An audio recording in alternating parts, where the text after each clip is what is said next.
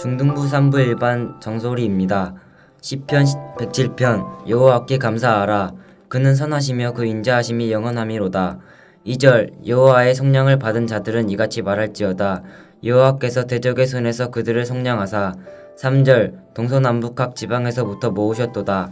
4절 그들이 광야 사막길에서 방황하며 거주할 성읍을 찾지 못하고. 5절 줄이고 목이 말라 그들의 영혼이 그들 안에서 피곤하였도다. 6절 이에 그들이 근심 중에 여호와께 부르짖음에 그들의 고통에서 건지시고. 7절 또 바른 길로 인도하사 거주할 성읍에 이르게 하셨도다. 8절 여호와의 인자하심과 인생에게 행하신 기적으로 말미암아 그를 찬송할지로다. 9절 그가 사모하는 영혼에게 만족을 주시며 줄인 영혼에게 좋은 것으로 채워주심이로다. 10절 사람이 후광과 사망의 그늘에 앉으며 공고와 쇠사슬에 매임은. 11절 하나님의 말씀을 거역하며 지존자의 뜻을 멸시함이라. 12절 그러므로 그가 고통을 주어 그들의 마음을 겸손하게 하였으니 그들이 엎드러져도 돕는 자가 없었도다.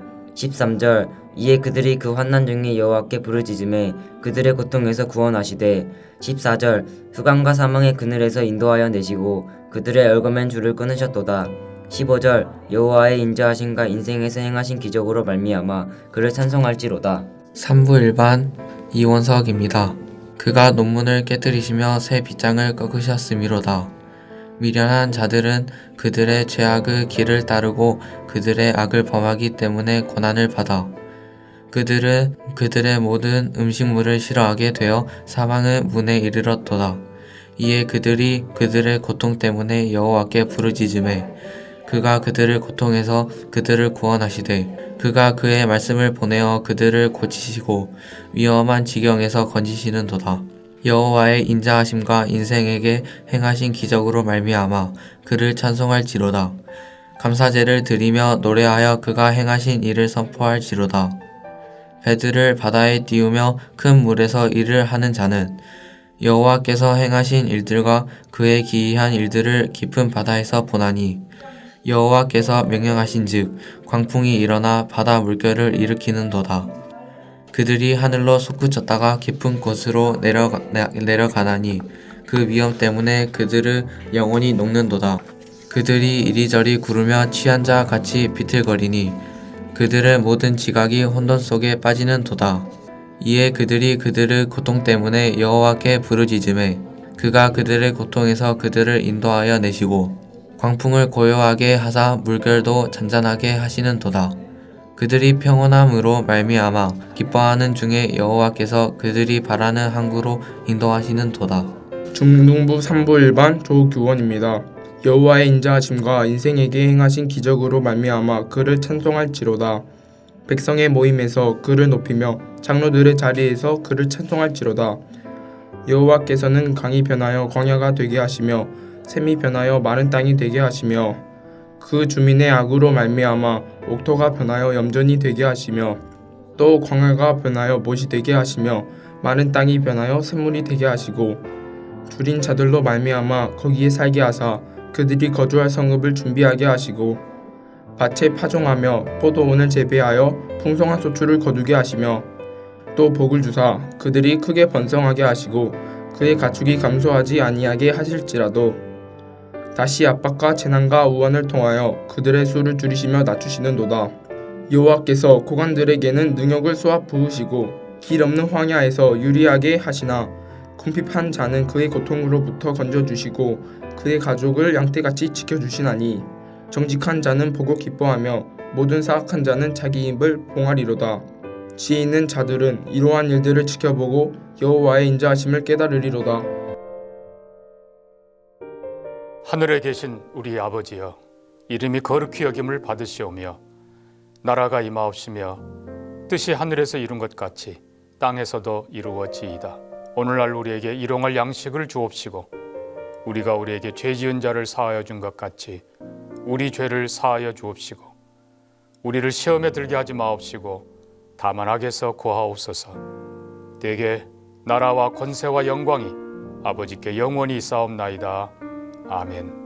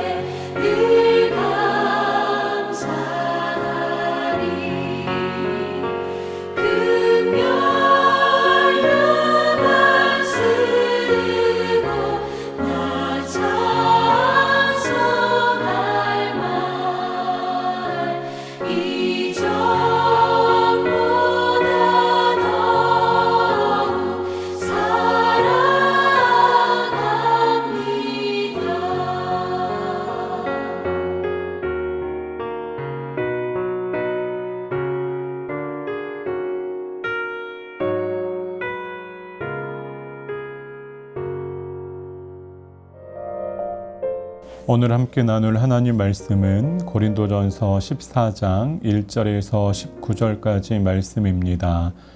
본문 중에서 14장 1절에서 5절까지의 말씀 봉독하겠습니다. 사랑을 추구하며 신령한 것들을 사모하되 특별히 예언을 하려고 하라.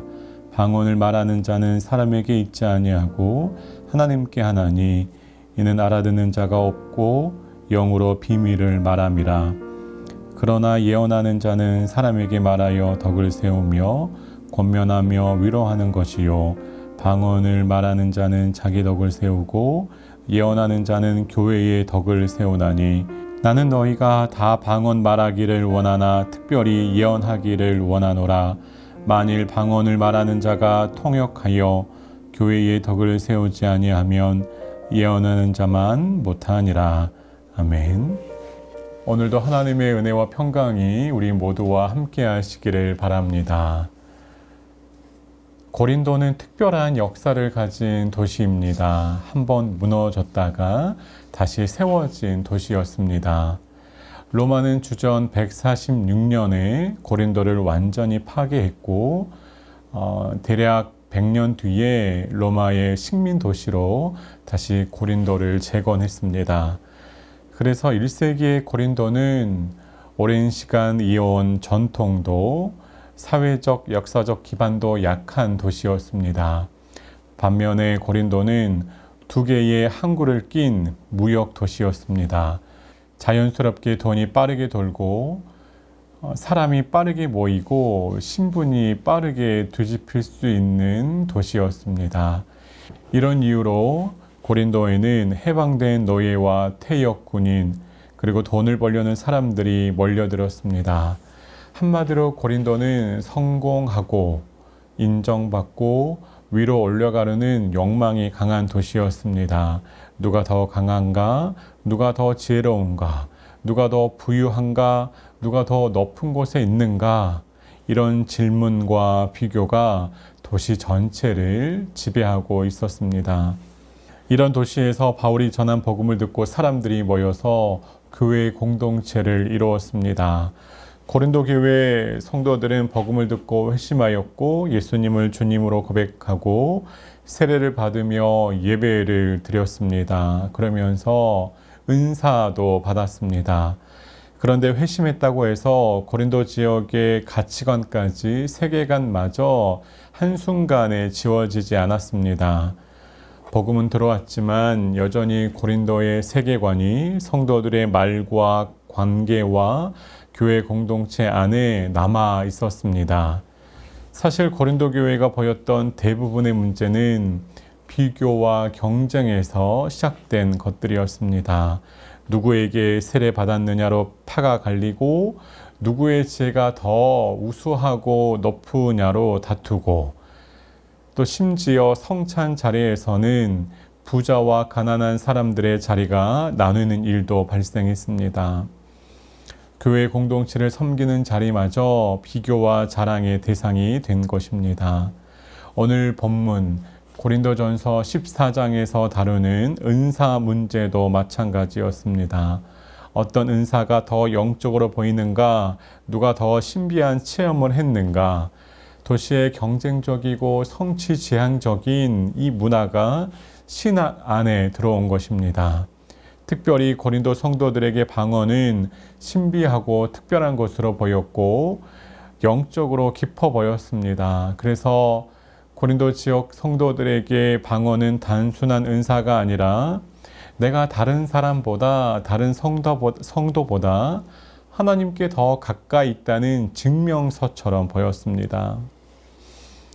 그래서 바울은 은사의 이야기를 나누면서 먼저 사랑의 이야기를 꺼냅니다. 1절 말씀입니다. 사랑을 추구하며 신령한 것들을 사모하되, 은사를 버리라는 말이 아니죠. 오히려 사모하라고 말합니다. 그러나 사랑이 먼저라고 말합니다. 사랑이 은사의 방향을 잡아주지 않으면 은사도 자기를 증명하는 도구로 전락할 수 있다는 사실을 바울은 잘 알았습니다. 이제 4절입니다. 방언을 말하는 자는 자기의 덕을 세우고 예언하는 자는 교회의 덕을 세우나니. 성도 여러분, 바울은 절대로 방언이 무익하다고 말하지 않습니다. 방언을 말하는 사람은 자기의 덕을 세운다고 말합니다. 개인적인 유익이 있습니다. 하나님 앞에서 홀로 기도하고 찬송하며 깊은 하나님과의 교제를 누릴 수 있습니다. 그러나 교회가 함께 모인 자리에서는 이 개인적인 은사를 판단하는 기준이 달라지는 것입니다. 내가 얼마나 깊은 체험을 했는가 보다 공동체가 더 중요합니다. 바울은 자기의 은사를 자랑하는 성도들에게 이렇게 대묻고 있는 것입니다. 그래서 당신의 방언으로 다른 공동체의 형제 자매가 믿음의 반석 위에서 건강하게 자랐습니까? 이제 막 신앙생활을 시작한 초신자가 당신의 그 방언으로 어떠한 유익을 얻었습니까? 그 방언으로 공동체 모두가 위로를 받았습니까? 그 방언으로 교회는 더 하나가 되었습니까? 성도 여러분, 이것이 우리에게도 매우 중요한 질문입니다. 우리가 하나님으로부터 받은 은혜로 인하여 감사하지만, 만족하지만, 우리가 하나님으로부터 받은 그 은혜를 통하여서 우리 옆사람, 우리 옆자리에 앉아있는 성도분들이 얼마나 공동체 가운데 믿음 안에서 든든히 세워지고 있는지 돌아봐야 합니다. 우리가 말씀을 많이 알고 말씀 가운데에 풍성한 은혜를 받는다고 말하지만 그 말씀의 지식으로 인하여서 우리 공동체의 다른 사람들에게는 어떠한 유익이 있는지 돌아봐야 합니다. 우리가 교회 공동체에서 오랜 시간 진실하게 겸손하게 섬겼다고 말하지만 우리의 그 진실하고 섬김 때문에 우리 공동체는 얼마나 더 따뜻해졌는지, 다른 공동체의 지체들은 어떠한 유익을 얻었는지 돌아봐야 하는 것이죠. 이제 바울은 세 가지의 비유를 들어서 말씀을 이어갑니다. 먼저 7절과 8절을 통해서 악기와 나팔의 비유를 들어서 말합니다.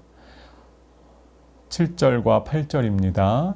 혹 필이나 검은고와 같이 생명 없는 것이 소리를 낼 때에 그 음의 분별을 내지 아니하면 피를 부는 것인지 검은고 타는 것인지 어찌 알게 되리요. 만일 나팔이 분명하지 못한 소리를 내면 누가 전투를 준비하리요. 필이나 검은고도 음이 분명해야지 그 연주의 곡이 무엇인지 알 수 있습니다. 나팔도 분명하게 울려야지 군인들이 전투를 준비하고 전쟁을 맞이합니다. 소리가 크다고 되는 것이 아니죠. 알아들을 수 있어야 하는 것입니다. 11절에 외국어의 비유도 마찬가지입니다. 사람의 말도 마찬가지입니다. 뜻이 통하지 않으면 아무리 소리를 내어도 두 사람 사이에는 아무것도 오가지 않습니다. 11절입니다. 그러므로 내가 그 소리의 뜻을 알지 못하면 내가 말하는 자에게 외국인이 되고 말하는 자도 내게 외국인이 되리니. 여기서 외국인으로 번역된 말이 헬라어로 바르바로스입니다. 야만인을 뜻하는 바바리안의 어원입니다. 헬라 사람, 그리스 사람들 귀에는 알아들을 수 없는 말이 그저 바르바르 하고 웅얼대는 소리로 들렸습니다. 그래서 외국인을 가리키는 단어가 바르바르 거리는 사람을 뜻하는 바르바로스가 되었습니다. 여러분, 뜻은 빠지고 소리만 남으면 듣는 사람에게는 그 말은 그저 소음일 뿐입니다. 바울은 이 비유를 통해서 강력한 메시지를 전합니다. 가장 영적으로 보였던, 그리고 특별하고 신비하게 보였던 그 고린도 사람들의 방언의 기도 소리가 공동체 안에서는 아무 의미 없는 소음이 될 수 있다는 말입니다. 바울은 지금 하나님께서 성도에게 주신 그 은사의 의미와 가치를 공동체의 유익으로 판단하라고 말하고 있는 것입니다. 그렇다고 바울이 이 방언의 은사를 무조건 마냥 깎아내리는 것은 아닙니다. 오히려 18절에서 이렇게 말합니다. 내가 너희 모든 사람보다 방언을 더 말함으로 하나님께 감사하노라. 누구보다 방언을 풍성하게 누린 사람, 그 방언의 은사가 어떤 의미인지를 잘 알았던 사람이 바울입니다. 방언의 유익과 가치를 가장 잘 많이 알고 누렸던 사람이 그 은사를 어디에서 어떻게 사용해야 하는지를 성령의 감동으로 가르치고 있는 것입니다. 이제 바울은 19절에서 이렇게 말합니다.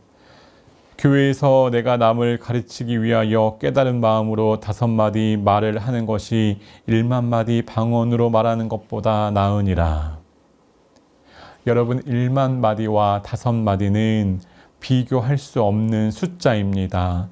1만 마디는 압도적이고 화려하고 대단해 보입니다. 그런데 바울은 5마디가 1만 마디보다 낫다고 말합니다. 무너진 사람을 일으키고 흔들리는 사람을 붙들고 낙심한 사람을 위로하여 말씀 안으로 데려오는 하나님 앞으로 인도하는 그 5마디가 1만 마디보다 낫다는 것입니다. 성도 여러분, 우리는 때때로 옳은 말로 상대를 이기려고 합니다. 또 때때로 정당한 말로 상대를 압도시키려고 합니다. 그러나 여러분, 우리가 말을 내뱉기 전에 우리의 말이 옳고 정당한 말인가 보다 스스로에게 먼저 물어야 할 것이 있습니다. 나의 언어가 사랑의 말인가, 세우는 말인가, 상대가 알아들을 수 있는 말인가, 그 사람을 하나님께 더 가까이 인도하는 말인가. 여러분, 5마디의 사랑은 결코 적은 말이 아닙니다. 그 5마디 안에 사랑이 담기면 1만 마디보다 무거운 것입니다. 사랑하는 여러분, 2000년 전에 이 고린도의 문제는 사라지지 않았습니다. 더 크게 보이고 싶고, 더 인정받고 싶고, 내가 이만큼 했다라고, 나는 이만큼 하나님 앞에서 좋은 사람, 신실한 사람이다라고 증명하고 싶은 마음이 오늘날 우리의 신앙 안에도 남아 있을 수 있다는 말입니다. 오래 믿은 성도일수록, 많이 섬긴 성도일수록, 은혜를 깊이 경험한 성도일수록 더 조심해야 합니다. 은혜가 우리의 자랑이 되지 않도록, 하나님을 아는 지식이 우리의 걸림이 되지 않도록, 하나님을 향한 공동체를 향한 그 열정이 누군가를 판단하는 기준이 되지 않도록 주의해야 하는 것입니다. 성도 여러분, 믿음의 공동체는 1만 마디의 과시로 세워지지 않습니다. 교회는 알아듣는 사랑의 말, 사람을 세우는 말, 무너진 사람을 다시 말씀 안으로 하나님 앞으로 데려오는 5마디로 세워지는 것입니다. 오늘 하루를 살아가시는 동안 누군가를 살리는 5마디의 사랑으로 하나님의 영광을 나타내시는 저와 여러분의 귀하고 복된 한날이 되시기를 바랍니다. 함께 기도하시겠습니다. 하나님 아버지, 우리가 하나님의 사랑을 사모하며 하나님의 인도하심 가운데에 5마디의 사랑의 언어로 우리의 가정과 우리의 이웃과 우리의 교회 공동체를 살리고 세우고 보듬는 사람으로 인도하여 주옵소서. 우리의 무지하고 교만함, 비교하는 모든 생각들 끊어주시고 하나님의 사람으로 성령 충만함으로 오늘의 한날을 하나님께 영광을 올려드리는 우리가 되게 하여 주시옵소서. 감사합니다. 예수님의 이름으로 기도합니다. 아멘.